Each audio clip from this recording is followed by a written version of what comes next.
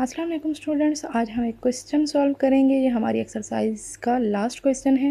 ये बहुत important question है। ये क्वेश्चन मोस्टली शॉर्ट क्वेश्चंस के तौर पे एग्ज़ाम्स में, बोर्ड एग्ज़ाम्स में आता है।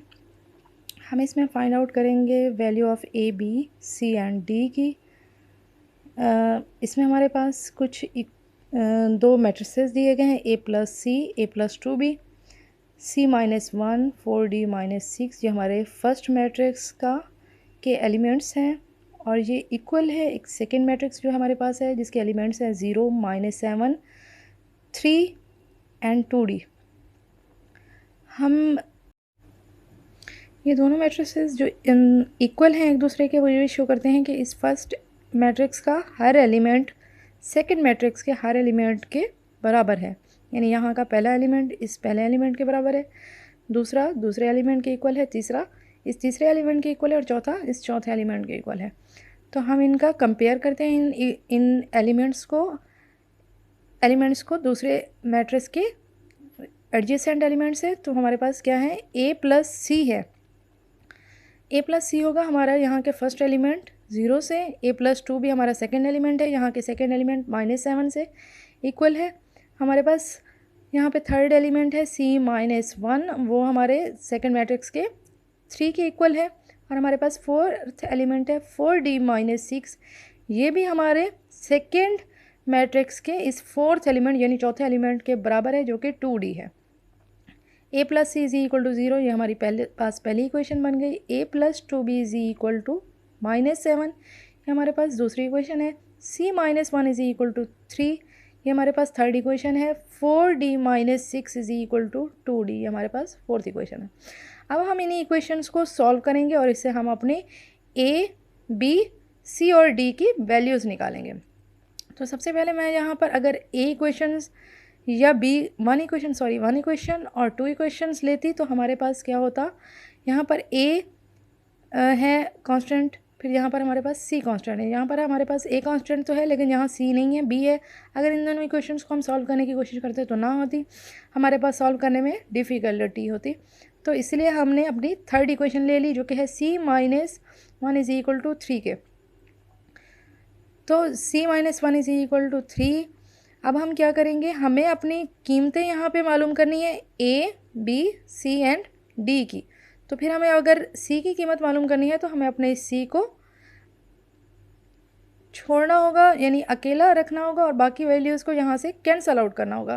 तो यहाँ पर हमारे पास जो -1 है इसको हम कैंसिल करेंगे +1 से, क्योंकि ये क्वेश्चन है इक्वल का है तो जो प्रोसेस हम यहाँ करते हैं इक्वल के दूसरी तरफ भी वही प्रोसेस करेंगे। यानी -1 को कैंसिल किया हमने +1 से, तो 3 के इस साइड पे यहाँ पर भी +1 हो जाएगा। तो ये -1 और +1 एक दूसरे को कैंसल आउट कर देंगे, या -1 में से +1 चला जाए तो 0 हो जाएगा। तो C हमारे पास बचेगा 3 + 1 यानी 4। इसी तरह से हम अपनी फोर्थ इक्वेशन भी सॉल्व कर सकते हैं, क्योंकि इसमें भी सिर्फ D ही एक कांस्टेंट है जिसकी हमने वैल्यू फाइंड आउट करनी है। तो हमारे पास क्या है, 4D -6 is equal to 2D के। तो हम यहाँ पे सिर्फ D को रहने देंगे और बाकी जो भी वैल्यूज़ हैं वो हम बराबर के दूसरी तरफ ले जाएंगे, या यहाँ से हम जो भी वैल्यूज़ हैं उनको कैंसिल करेंगे। तो -6 को कैंसिल करने के लिए हमारे पास प्रोसेस है +6 करना। +6 अगर हमने यहाँ किया है तो इक्वल के साइन का मतलब है इक्वल के साइन के दूसरी तरफ भी वही प्रोसेस करना होता है। यानी यहाँ +6 किया तो यहाँ पर भी हमने +6 कर दिया। तो हमारे पास क्या आ गया, 4D इज इक्वल टू आ जाएगा 2D + 6। तो अब हमने क्या किया, अपने 4D में D जो था हमारे एक साइड पे भी D था और दूसरी साइड पे भी D था, तो हम अपने D को एक ही साइड पे ले आएंगे। तो यहाँ लाने के लिए 2D को हमने माइनस किया 2D से, यहाँ पर भी हमने 4D के साथ 2D को माइनस कर दिया, जो कि बना 2D से 2D कैंसिल हो जाएगा और हमारे पास बन जाएगा 4D में से 2D कैंसिल हो जाए तो हमारे पास बन जाएगा 2D और यहाँ से बन जाएगा 6। तो अब हमने क्या किया, अपने 2D को यहाँ से, क्योंकि 2D D के साथ मल्टीप्लाई हो रहा था, हमें मल्टीप्लिकेशन, एडिशन, सब्ट्रैक्शन में या डिवीजन में कोई वैल्यूज़ D के साथ नहीं चाहिए, क्योंकि हमें जो भी कीमत मालूम करनी होती है उसके साथ कोई भी एलिमेंट ना जमा हो रहा हो, ना ज़रब हो रहा हो, ना तकसीम हो रहा हो और ना ही माइनस हो रहा हो। तो यहाँ हमारे पास 2 इसका साथ मल्टीप्लाई यानी ज़रब हो रहा था, तो हमने इसको कैंसिल करने के लिए 2 पे डिवाइड किया। तो जो प्रोसेस हम यहाँ करते हैं तो इक्वल के दूसरी तरफ भी करते हैं। तो यहाँ 6 वैल्यू थी, 6 के नीचे भी हमने 2 को डिवाइड कर दिया। 2 यहाँ पर 2 से कैंसिल हो गया क्योंकि ये मल्टीप्लाई हो रहा था और ये डिवाइड हो रहा था। तो हमारे पास 6/2 आ गया। तो 6/2 को हमने कैंसिल किया, 2 1 ज़र 2, 2 3 ज़र 6, यानी हमने टेबल से कैंसिल किया, 2 पे डिवाइड किया दोनों वैल्यूज़ को, तो हमारे पास आंसर आ गया 3, यानी डी की कीमत है हमारे पास 3। उसके बाद अब हमारे पास सी की वैल्यूज़ भी आ गई है, डी की वैल्यूज़ भी आ गई। अब हम इन इक्वेशंस में से किसी में कोई एक वैल्यू पुट करें तो क्या हमारा आंसर निकल सकता है। तो यहाँ हम देखते हैं कि हमारी फर्स्ट इक्वेशन में अगर सी पुट कर दें तो हमारे पास ए का आंसर निकल आ सकता है।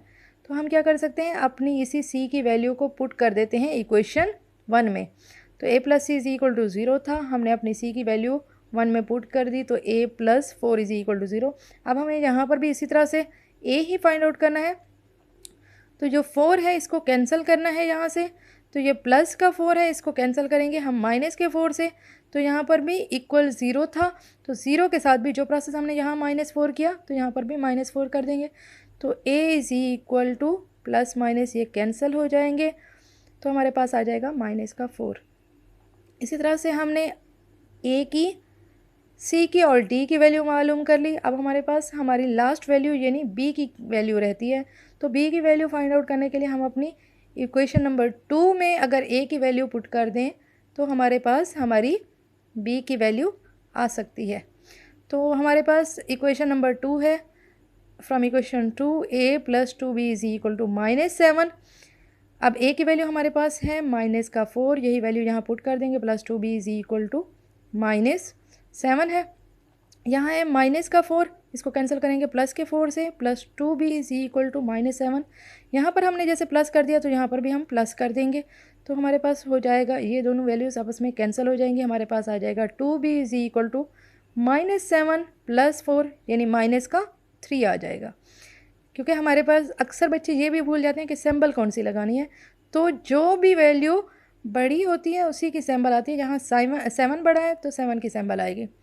मैं एक बात कहती हूँ कि हम कहते हैं कि जिसकी हुकूमत होती है उसी की ही मतलब सिंबल यूज़ होती है, उसी की पहचान यूज़ होती है। तो यहाँ पर बड़ी वैल्यू 7 है तो 7 की सिंबल यूज़ होगी जो कि -3 है। अब 2b = -3, 2b का हमने यहाँ पर भी सिर्फ b ही फाइंड आउट करना है, तो 2 मल्टीप्लाई हो रहा है, इसको भी डिवाइड कर देंगे यहाँ से भी, और इक्वल के दूसरी तरफ जो -3 है इसके साथ भी डिवाइड कर देंगे। तो b की कीमत हमारे पास आ जाएगी -3/2।